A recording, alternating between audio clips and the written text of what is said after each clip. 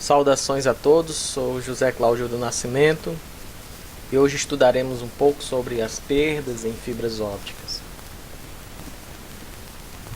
A questão das perdas de energia no pulso óptico dentro da fibra óptica vai causar um fenômeno que a gente chama de atenuação, né? Basicamente nós temos um transmissor, um receptor e o canal, no caso aqui a fibra óptica, um canal óptico.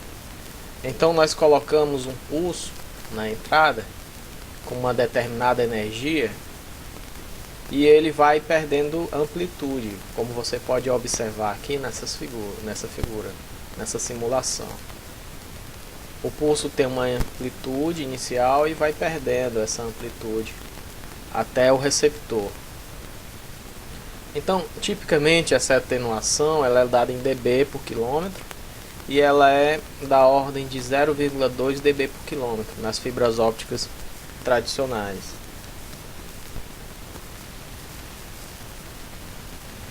Então, por que estudar as perdas nas fibras ópticas, né?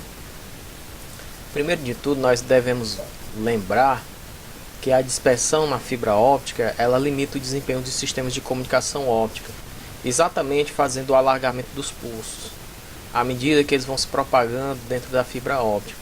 Isso já é um fator limitante que nós estudamos na aula passada. Agora, nós temos um outro fator limitante que vão ser as perdas, pois as perdas na fibra óptica elas representam uma outra limitação, pois reduzem a potência do sinal que chega ao receptor, atrapalhando a detecção. Como receptores ópticos requerem certa quantidade mínima de potência para recuperarem o sinal com precisão, a distância de transmissão é inerentemente limitada pelas perdas na fibra óptica. Então, o que se obtém exatamente é um que chamamos de coeficiente de atenuação, Em condições bastante genéricas, mudanças na potência óptica média de uma sequência de bits que se propaga no interior de uma fibra óptica são governados pela lei de Beer. Como é que funciona essa lei? Na verdade é exatamente uma pequena equaçãozinha diferencial de primeira ordem, com relação ao comprimento da fibra. Você tem a potência variando ao longo do comprimento da fibra. E essa lei de Beer ela dá exatamente o decaimento da potência ao longo do comprimento de propagação. A solução dessa equação aqui é uma exponencial decrescente. E esse alfa aqui é o que nós vamos chamar de coeficiente de atenuação. Tá certo? Pois bem, embora seja denotado pelo mesmo símbolo usado no coeficiente de absorção que nós já utilizamos anteriormente, esse coeficiente de atenuação alfa inclui não apenas a absorção material, mas também outras fontes de absorção, como vamos poder ver nessa aula de hoje. Então, considere o seguinte: se Pin for a potência lançada na entrada de uma fibra óptica, e essa fibra tem comprimento L, a potência de saída, Pout, é obtida por essa equação aqui dessa forma, ou seja, nós temos a potência de entrada caindo exponencialmente ao longo do comprimento da fibra. E essa equaçãozinha aqui é exatamente a solução daquela equação diferencial.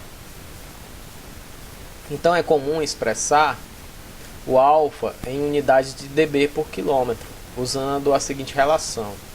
Então nós temos aqui um alfa em dB por quilômetro, onde nós temos aqui 10 log 10 da relação de potência, da razão entre as potências, potência de saída pela potência de entrada, dividido por L.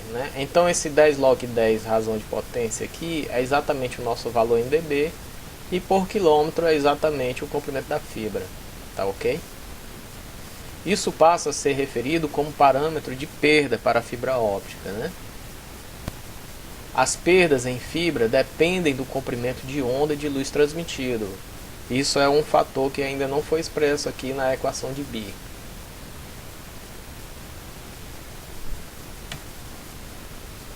Aqui nessa figura nós temos exatamente as perdas com relação ao comprimento de onda. Como os vimos, né, como nós comentamos anteriormente, as perdas dependem exatamente da frequência, ou seja, do comprimento de onda, né? E nós temos alguns fatores que causam perdas a serem considerados. Por exemplo, a absorção ultravioleta, ou seja, quando a gente usa a palavra absorção, quer dizer que a fibra óptica está absorvendo energia do pulso óptico nos comprimentos de onda ultravioleta. E também nós temos a absorção no infravermelho, né? nas frequências de infravermelho. Nós temos também outro fator que causa as perdas, é exatamente as absorções causadas por imperfeições no guia de onda. Nesse caso, o valor ele fica em aproximadamente 0,01 dB por quilômetro e não varia com relação à frequência, né? Isso aqui é exatamente causado pelo processo de fabricação da fibra, né?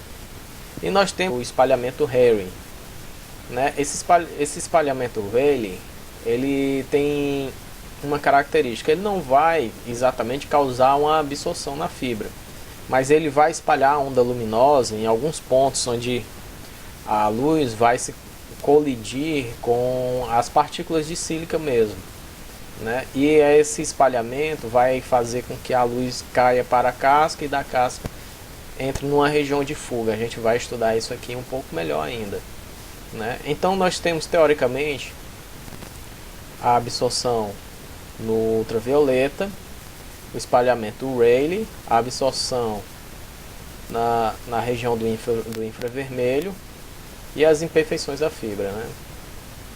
Então todos esses fatores aqui são teóricos.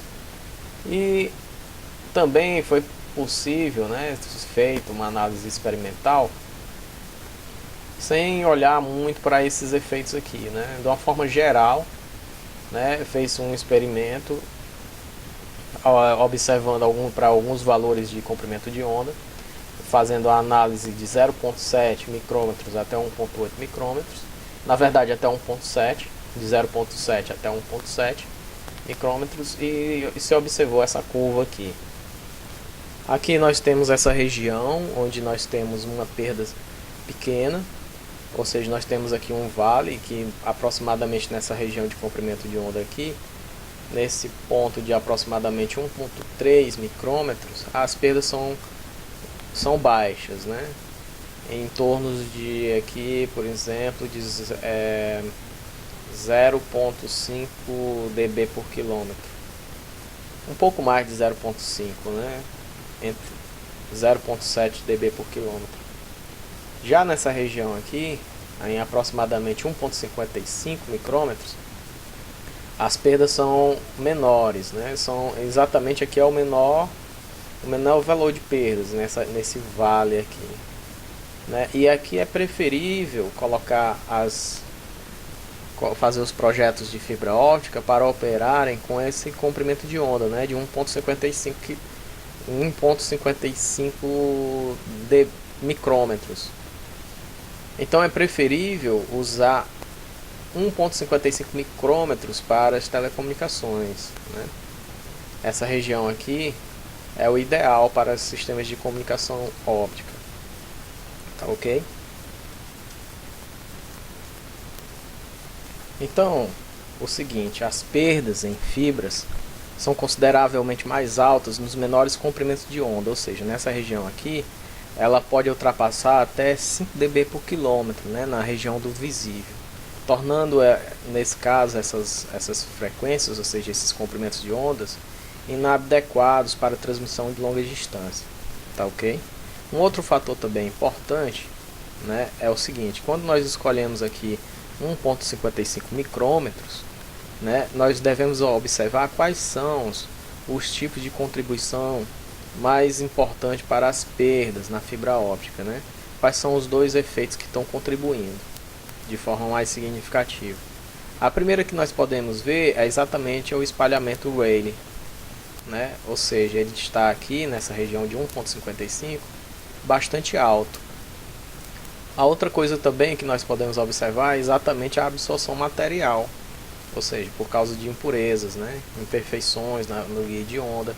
esse tipo de coisa é que vai causar um pouco vai ter uma contribuição significativa. Também essa absorção do infravermelho, né? Agora observe que a absorção no ultravioleta ela é bastante pequena, né? Ela é um pouco maior do que 0,01 dB por quilômetro, né? Então exatamente são essas a absorção Rayleigh, ou espalhamento Rayleigh, né? E a absorção por imperfeições, que vão ser as maiores contribuições. Então essa daqui ela pode ser controlada no projeto da fibra, né? Ela pode ser melhor controlada, exatamente na questão de produzir uma fibra óptica mais perfeita. Então isso aqui você pode reduzir um pouco mais essa contribuição pelas imperfeições, tá ok? Então vamos ver a absorção material, né? E fazer um estudo um pouco mais sobre ela, porque ela vai ter um papel importante na absorção, na atenuação do pulso óptico dentro da fibra óptica. Bom, a absorção material ela pode ser dividida em duas categorias, né? A absorção material intrínseca e a absorção material extrínseca, tá certo? Nesse caso, as perdas por absorção intrínseca correspondem à absorção pela sílica fundida, enquanto a absorção extrínseca está relacionada às perdas causadas por impurezas na fibra óptica. Então, o que isso quer dizer? Que a intrínseca ela é exatamente do próprio material da sílica, né? Ou seja, é exatamente no processo de fundição da sílica que a sílica vai absorver algumas frequências de energia, como a gente vai ver. Enquanto que a absorção extrínseca é causada por algumas impurezas, como presença de ferro, presença de partículas de água. E essa impureza na sílica, ela vai causar perdas. A absorção, esses materiais estranhos, intrusos dentro da fibra óptica, vão absorver energia do pulso óptico. Qualquer meio material, ele absorve energia em certos comprimentos de onda. E esses comprimentos de onda correspondem às ressonâncias eletrônicas e vibracionais das partículas, das moléculas específicas dentro da fibra óptica, né? Embora a gente veja ali um material sólido, mas na verdade algumas moléculas ali elas estão se mexendo, vibrando, né? E essa vibração é que vai ocasionar as perdas, porque algumas dessas moléculas vão absorver energia do pulso óptico, né? Transformar a energia luminosa em calor, por exemplo, dentro da fibra, né? Então vamos ver para as moléculas de sílica, né? Para as moléculas de sílica, essas ressonâncias eletrônicas elas ocorrem na região do ultravioleta, ou seja, num comprimento de onda aí de um pouco menor do que um comprimento de onda menor do que 0,4 micrômetros. Enquanto as ressonâncias vibracionais elas ocorrem na região do infravermelho, num lambda aí maior do que 7 micrômetros. Bom, devido, né, à natureza amorfa da sílica fundida, ou seja, ela é um material amorfo, assim, não brilhoso, né? Essas ressonâncias ocorrem na forma de bandas de absorção, cujas caudas se estendem até a região do visível, né?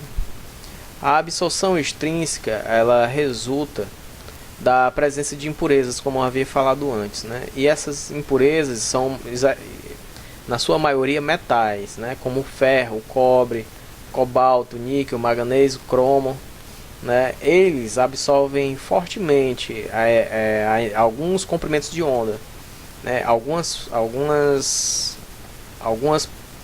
fótons, na verdade, o que vai acontecer, eles vão absorver alguns fótons em alguns comprimentos de onda, entre 0,6 e 1,6 micrômetros. A quantidade dessas impurezas deve ser reduzida abaixo de uma parte por bilhão, para um nível de perda abaixo de 1 dB por quilômetro. Então é interessante que se reduza ao máximo a presença desses elementos estranhos, metálicos dentro da fibra.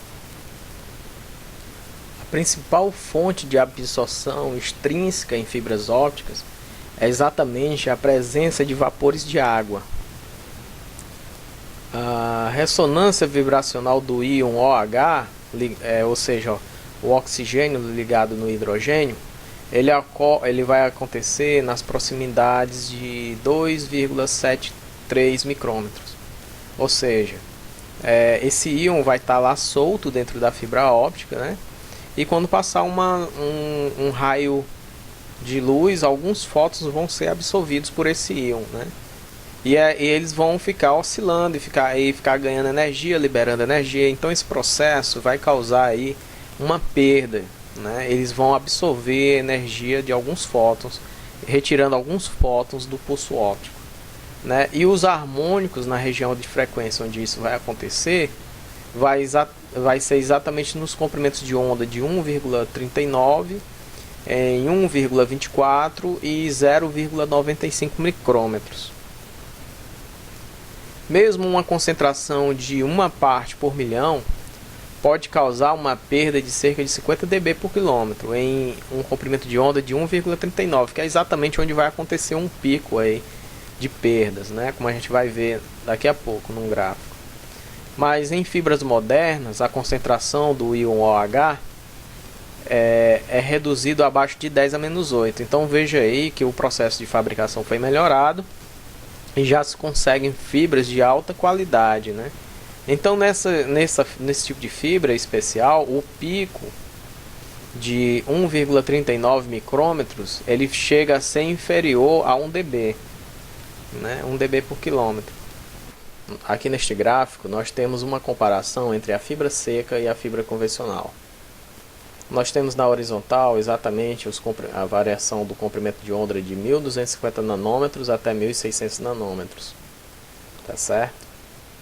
E também na vertical nós temos dois eixos a serem observados. Nesse primeiro eixo vertical aqui, nós temos a atenuação, valores de atenuação, de 0 até 1,2 dB por quilômetro. E nós temos no outro lado aqui, no lado direito, né, nós temos o valor de dispersão. De menos 10 a 20 picos segundo por nanômetro quilômetro. Tá ok? Então observe o seguinte, que na fibra convencional você tem uma subida aqui nas perdas, né, na sua atenuação em dB por quilômetro, tá certo?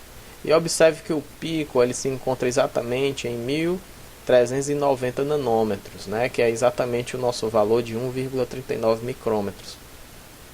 Mas o que vai acontecer? Quando você faz a fibra seca, faz o projeto da fibra seca, ou seja, você elimina as partículas de água dentro da sílica, esse pico aqui ele desaparece, né? Ou seja, a curva ficou praticamente suave, como se esse pico aqui nunca tivesse existido. Exatamente porque você tirou as partículas de água. E qual é a consequência disso, né? O que é que podemos concluir? É que exatamente essas partículas elas estavam absorvendo luz nesse comprimento de onda aqui, né? Então elas praticamente absorvem apenas esse comprimento de onda. Veja que nos outros comprimentos de onda o comportamento é praticamente igual, idêntico, né? É praticamente idêntico. Então, para eliminar esse pico aqui, faça o projeto da fibra seca, né? E em 1550 nanômetros você tem as menores perdas, ou seja, a menor atenuação. Então quando você trabalha com o mínimo de atenuação, você terá apenas como problema a dispersão. Então agora nós vamos fazer um estudo do espalhamento Rayleigh. Bom, o espalhamento Rayleigh ele é um mecanismo fundamental de perda, com origem em flutuações microscópicas locais na densidade da fibra óptica. O que geralmente acontece é o seguinte: moléculas de sílicas elas se movem de modo aleatório no estado fundido. Isso no processo de fabricação da fibra. E elas ficam imobilizadas onde elas estiverem. Então isso aí vai gerar uma pequena variação de densidade dentro da fibra. Flutuações de densidade na densidade da fibra óptica levam a flutuações aleatórias no índice de refração. Isso acontece em uma escala menor do que o comprimento de onda menor do que o comprimento de onda óptico de lambda, né? O espalhamento de luz em um meio desse tipo é conhecido como espalhamento Rayleigh. Bom, aqui nós vamos entender melhor o espalhamento Rayleigh olhando a luz do Sol passando por um prisma, e o que a gente conhece é exatamente o espalhamento da luz em 7 cores, que nós chamamos as 7 cores do arco-íris. Então, observe o seguinte: para cada cor, para cada feixe de luz, nos 7 feixes, você tem um comprimento de onda diferente. Os comprimentos de onda maiores são representando a luz vermelha, e os de comprimento de onda menores são da luz violeta. Então, nessa faixa de frequência aqui, nós vamos ter algumas ondas que não são observáveis a olho nu, né? Que são as ondas do infravermelho, e aqui o do ultravioleta, tá certo? Você tem um fóton que se propaga com a luz, com o comprimento de onda representando usado o comprimento de onda da luz vermelha, e um fóton se propagando com o comprimento de onda da luz azul. Primeiramente, note que o comprimento de onda da luz vermelha é maior do que o da luz azul. E aqui estão as partículas que nós vamos analisar. Observe que então estão basicamente igualmente espaçados, né? As partículas estão praticamente igualmente espaçadas. Mas observe que esse espaçamento ele não é totalmente simétrico, mas ele é aproximadamente igual para todos. Há algumas pequenas variações. Então o que acontece? Agora eu peço que vocês contem o número de vezes que essa bolinha vai passar aqui pela essa onda vermelha e vai tocar uma das partículas.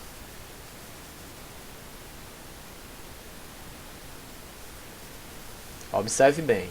1, 2, 3, 4, 5 vezes. Então observe, a luz vermelha, né, o fóton vermelho tocou 5 vezes as partículas do cristal. Agora vamos observar um comprimento de onda menor, né? Num comprimento de onda menor, quantas vezes esse fóton vai tocar as partículas? 1, 2, 3, 4, 5, 6, 7, 8, 9, 10, 11, 12, 13. Então observe bem, aqui houve um toque 13 vezes na partícula, enquanto que aqui ele tocou apenas 5 vezes, né? Ele se aproximou da partícula 5 vezes. Então é esse o fenômeno relacionado ao espalhamento Rayleigh. O que é que o espalhamento Rayleigh diz? Que dependendo do tamanho da partícula, né, que vai definir aqui o espaçamento entre elas, e o comprimento de onda do fóton de luz, né, isso vai ser determinante para definir o espalhamento desse feixe de luz com esse comprimento de onda. Você já se perguntou por que o céu é azul? Bom, essa pergunta já foi feita por muitas gerações, e a resposta não é tão simples assim, né?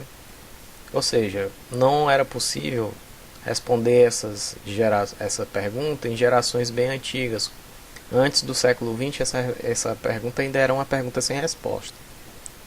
Somente Rayleigh foi que deu essa resposta, né? E qual foi a explicação e a explicação científica que é aceita hoje para dizer por que o céu é azul? Bom, a atmosfera, como a gente sabe, ela é composta por gases. E gases possuem partículas. Então essas partículas têm um tamanho para elas, que eu não vou entrar em detalhes aqui, o tamanho dessas partículas, e também um espaçamento entre essas partículas, né, ao longo da atmosfera. Então o espaçamento entre as partículas e o tamanho delas vão ser essenciais, vão ser importantes na questão do espalhamento Rayleigh. O tamanho de partículas da atmosfera, elas estão bem compatíveis com o comprimento de onda resultante pela cor azul. Então é exatamente a luz desse comprimento de onda que bate nessas partículas e se espalham na atmosfera. E então essa luz espalhada nesse comprimento de onda, algumas são lançadas em direção à Terra, e quando olhamos, observamos a cor azul. Quando olhamos para o céu, vemos exatamente essa onda, ou seja, essa luz com comprimento de onda responsável pela cor azul sendo espalhada no céu. Então, esse argumento que é usado para explicar por que o céu é azul é o mesmo argumento usado para dizer por que as nuvens são brancas. Bom, as nuvens também são compostas por partículas, e essas partículas são bem grandes, né? E o espaçamento também entre elas também não são assim tão grandes. Então o que vai acontecer? As nuvens elas já são um pouco mais densas. Então o que vai acontecer?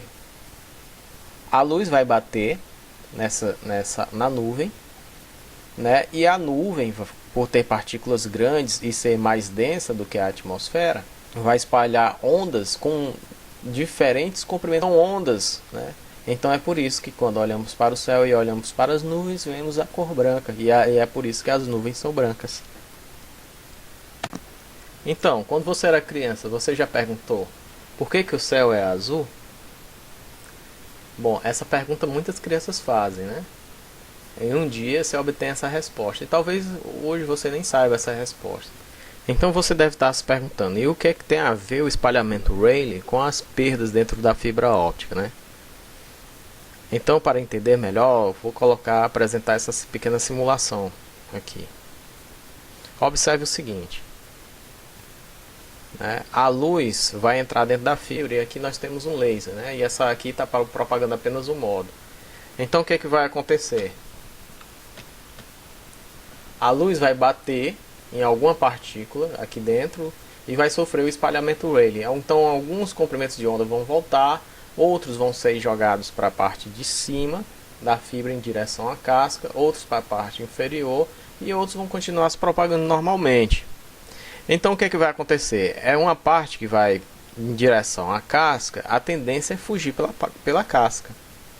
Então alguns comprimentos de onda, alguns feixes de luz, uma parte da energia da onda luminosa vai fugir pela casca exatamente por conta do espalhamento Rayleigh.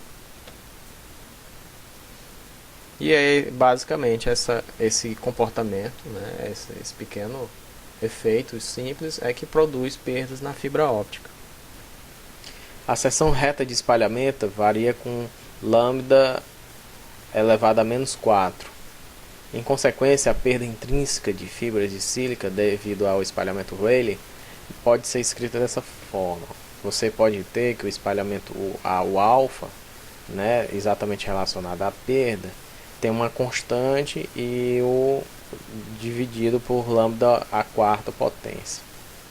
Então esse fatorzinho aqui ele vai representar aqui no caso as nossas perdas, a nossa atenuação com relação ao espalhamento Rayleigh, em que a constante C ela está no intervalo de 0,7 a 0,9 dB por quilômetro micrômetro a quarta, dependendo dos constituintes do núcleo da fibra.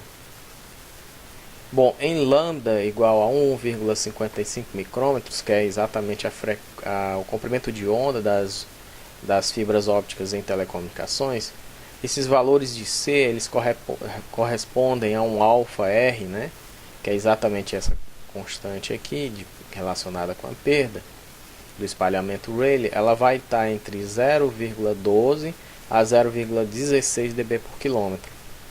Então praticamente vai ser esse valor aqui de perda que nós vamos ter levando em consideração o espalhamento Rayleigh, né?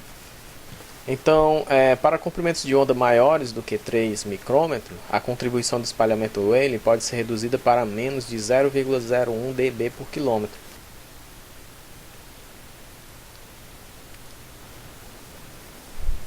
Bom, fibras de sílicas não podem ser usadas nessa região de comprimentos de onda muito altos, ou seja, acima de 1,6 micrômetro. Pois o que vai acontecer? Você vai ter uma diminuição no espalhamento Rayleigh, mas em compensação você vai ter um aumento maior na absorção do infravermelho, então ela começa a dominar nesses comprimentos de onda. Então você vai trocar uma perda pela outra, então não faz muito sentido, vai depender do projeto de fibra que você vai fazer. Então as fibras de fluorosiconato, né, elas possuem absorção material intrínseca de cerca de 0,01 dB por quilômetro nas proximidades de 2,55 micrômetros, mas exibem perdas de ordem de 1 dB por quilômetro em perdas extrínsecas, ou seja, pela contaminação do material. Em fibras calcogênicas e policristalinas exibem perda mínima na região do infravermelho, isso nas proximidades de 10 micrômetros. O valor mínimo predito teoricamente para a perda desse tipo de fibra é de 10 a menos 3 dB por quilômetro, então é um valor bastante baixo de perdas, né? Entretanto, os níveis práticos de perdas permanecem maiores do que nas fibras de sílica.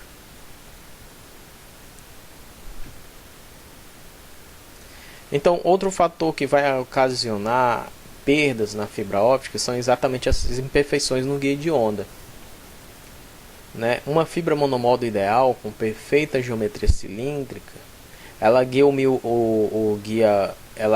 o modo óptico, ou seja, aquele modo fundamental, sem fuga de energia para a camada da casca. Mas quando você tem imperfeições, né, na prática, que é o que vai acontecer na prática, aquela geometria ela não é perfeita. Então essas imperfeições, elas vão causar, na interface núcleo-casca, podem levar a perdas adicionais que contribuem para a perda total na fibra, né? E o processo físico responsável por tais perdas é o espalhamento Mi, né? O espalhamento Mi. Esse espalhamento ocorre devido a não homogeneidades de índice de refração em uma escala maior do que o comprimento de onda óptico. Em geral, é tomado cuidado para assegurar que o raio do núcleo não varie de modo significativo ao longo do comprimento da fibra durante a fabricação, né? Tais variações elas podem ser mantidas abaixo de 1%, e a perda resultante por espalhamento é tipicamente menor do que 0,03 dB por quilômetro. Outro fator que contribui bastante para as perdas na fibra são as curvaturas, né? A curvatura na fibra ela constitui uma outra fonte de perda por espalhamento. Na verdade, ela vai virar ali um ponto de fuga, né? Porque o feixe de incidência no núcleo, o ângulo de incidência na interface núcleo-casca, ele vai contribuir aí para que haja perdas, né?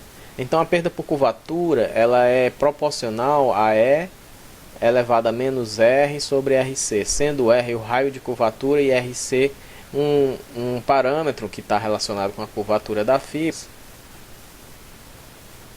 Bom, para fibras monomodo, esse RC está entre 0,2 e 0,4 micrômetros, de modo que a perda por curvatura ela é desprezível, né? Ela é menor do que 0,01 dB por quilômetro, para raios de curvatura maior do que 5 milímetros, né? Que geralmente não é muito comum a gente fazer essa dobra na fibra aqui, né, para maior do que 5 milímetros. Uma importante fonte de perdas em fibras, em particular na forma de cabos, está relacionada a distorções axiais aleatórias que ocorrem invariavelmente durante a instalação de cabos, quando a fibra é pressionada contra uma superfície que não é perfeitamente lisa.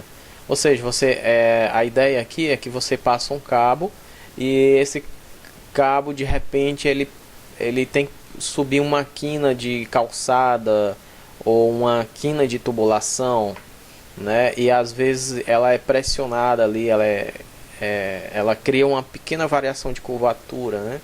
Então nesse momento as fibras elas começam a oferecer perda. Bom, tais perdas são referidas como perdas de microcurvaturas, né? Microcurvaturas causam um aumento nas perdas de fibras, tanto monomodo como multimodo, e podem resultar em perdas excessivamente grandes, ou seja, de aproximadamente aí de 100 dB. E se elas não forem tomadas como preocupações para minimizá-las. Então, como eu falei, geralmente usa-se uma estrutura ao redor das fibras ópticas para reduzir esse tipo de perda. No caso de fibras monomodo, perdas por microcurvaturas podem ser minimizadas com a escolha do parâmetro V no intervalo de 2 a 2,4 no comprimento de onda de operação, né? Várias outras fontes de perdas ópticas existem em um cabo de fibra, que estão relacionadas a emendas, ou seja, splice, quando você vai juntar, fazer a junção de um cabo com o outro, né? E aí você tem os conectores, né? E as próprias emendas que são feitas como se fosse uma solda, não é uma solda, mas uma fusão, né, de um núcleo com o outro. Ali também pode haver perdas, né? E os conectores também, porque os conectores eles têm que alinhar os núcleos das fibras, né? Então, se não houver um alinhamento perfeito, haverá ali no caso umas perdas. E a outra coisa é uma existência de poeira ou alguma coisa entre os conectores. Então, geralmente quando você vai fazer uma conexão, você passa uma espécie de cotonete na ponta da fibra e olha no microscópio se há uma poeira na ponta da fibra, né? Porque geralmente você não vai conseguir visualizar a olho nu. Então, quando a fibra está perfeitamente limpa, você faz a conexão. E quando você faz a conexão, você também tem que fazer o teste se eles estão realmente alinhados, né, nos conectores. Então, isso aqui é algo que é tratado com bastante importância nas fibras ópticas.